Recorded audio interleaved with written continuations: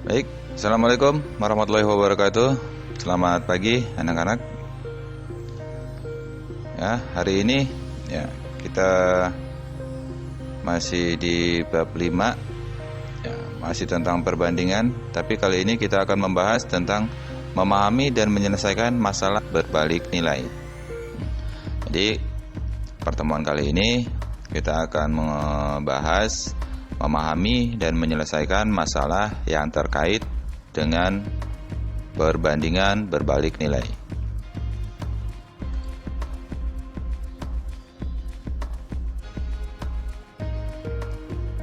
Memahami dan menyelesaikan masalah yang terkait dengan perbandingan berbalik nilai.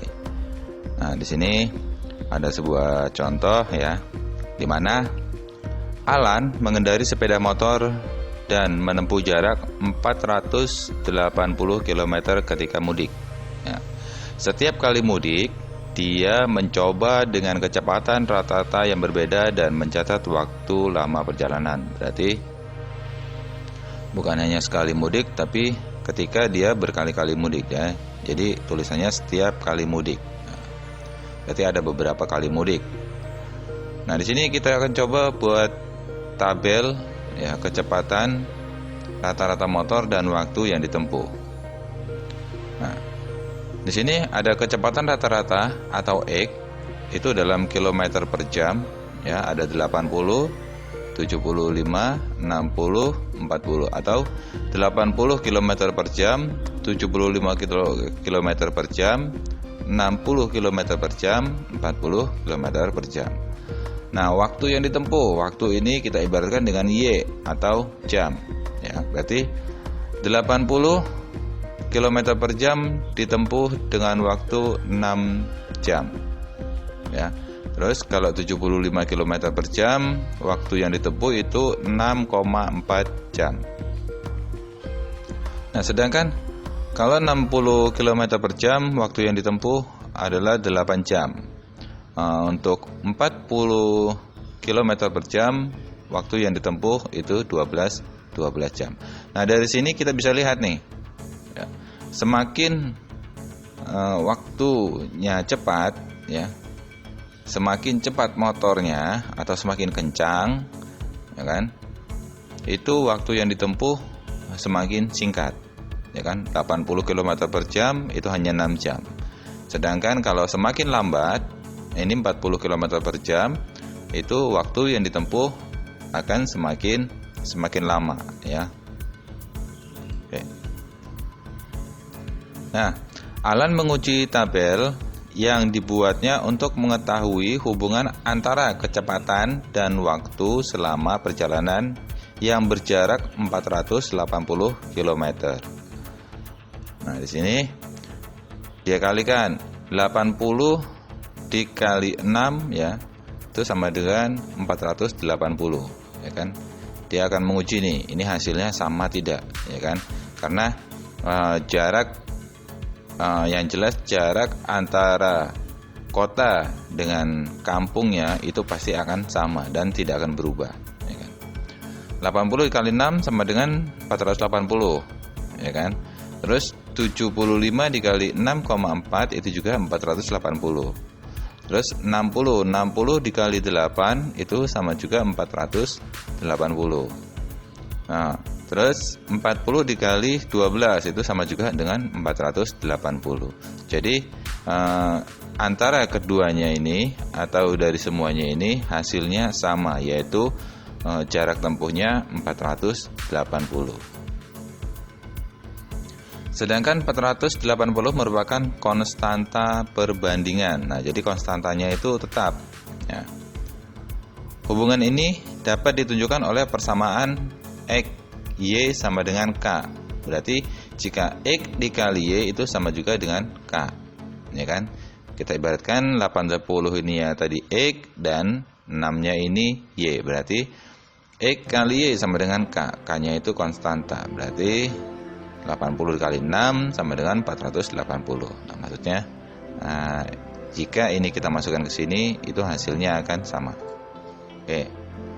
Atau Y kan K per X, ya kan? Di mana K adalah konstantanya. Nah, maka kita akan peroleh waktu yang ditempuh sama dengan jarak yang ditempuh dibagi dengan kecepatan rata-rata. Jadi, jika kita mencari waktu yang ditempuh, berarti jarak dibagi dengan kecepatan. Nah, terus bagaimana dengan grafik persamaan yang menyatakan perbandingan antara kecepatan rata-rata dan waktu yang ditempuh? Nah, di sini kita akan coba membuat grafiknya. Kita ketahui bahwa persamaan yang terbentuk adalah Y sama dengan K per X, ya kan? Y sama dengan K per X. Untuk Y adalah waktu, ya kan, yang ditempuh, dan X adalah kecepatan rata-rata. K-nya itu konstantanya. Dengan menggunakan tabel berikut, kita dapat membuat grafik yang terbentuk. Nah, jadi kita buat lagi nih tabel. Tabelnya hampir sama yang tadi, cuman di bawahnya kita harus kasih pasangan. Pasangannya antara X dan Y. Ya. Di sini ada kecepatan rata-rata X, ya kan? Terus waktu Y. Terus pasangan berurutnya X, Y. Nah, kita tinggal gabungkan. 80 itu untuk kecepatan, X, 6 ini untuk waktu. Berarti untuk pasangannya 80,6. Nah, ini juga begitu, 75 berarti 75,6,4 dan 60,8. Untuk tabel kolom yang terakhir berarti 40,12. Nah, ini nanti yang kita akan jadi patokan grafiknya. Nah, kita buat grafiknya. Nah, di sini grafiknya, ya. Setelah kita cari tadi pasangannya, kita tentukan titik-titiknya. Titik 80,6 itu ada di sini, ya kan? Titik 75,6,4 itu ada di sini, ya. Ini kira-kira ya lebih dari 6, ya. Tapi ini tidak melebihi 6,5, ya. Nah, kira-kira ada di sini. Nah, 60,8 ada di sini, ya. Ini 60, titik 60, di sini titik 8. Terus titik 40,12. Nah, ada di sini.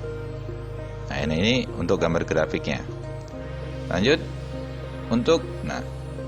Alan ingin mengetahui lama perjalanan yang ditempuh jika dia mengendarai sepeda motor dengan kecepatan rata-rata 50 km per jam.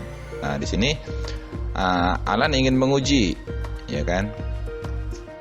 Kalau 50 km per jam itu berapa sih waktu yang akan dia tempuh?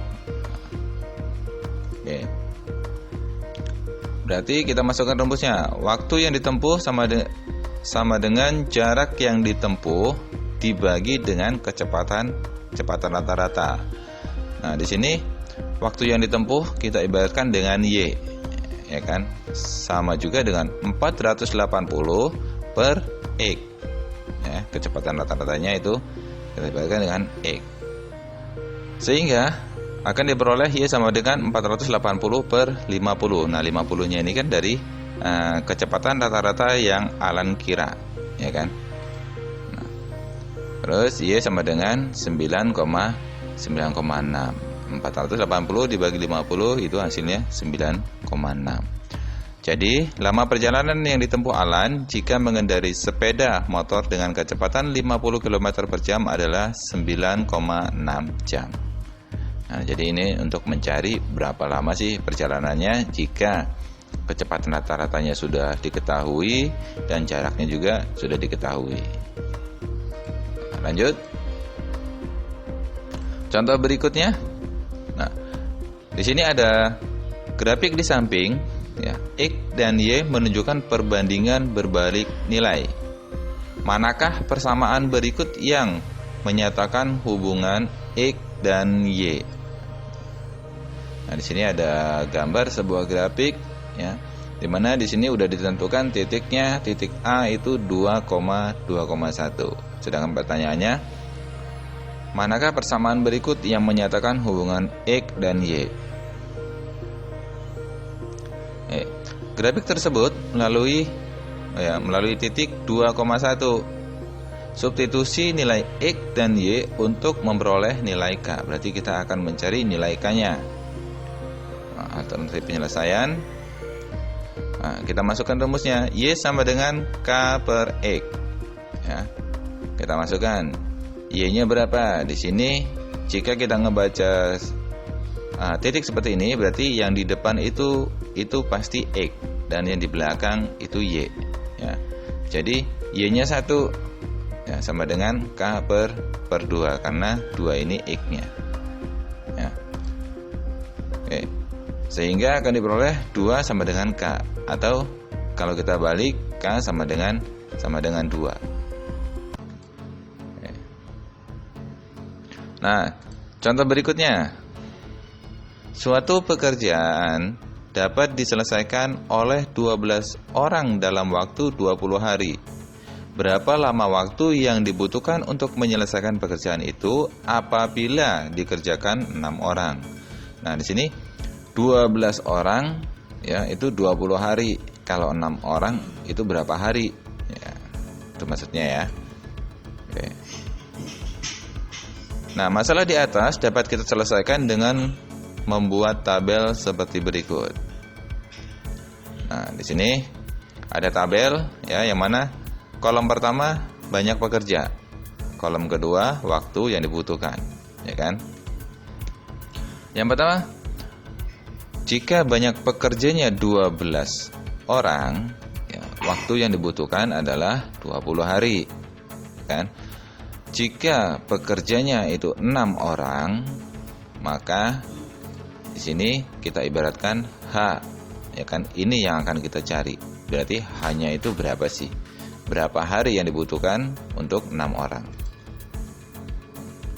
Oke, dengan menggunakan konsep perbandingan berbalik nilai, maka kita akan peroleh 12 per 6 sama dengan H per 20, ya.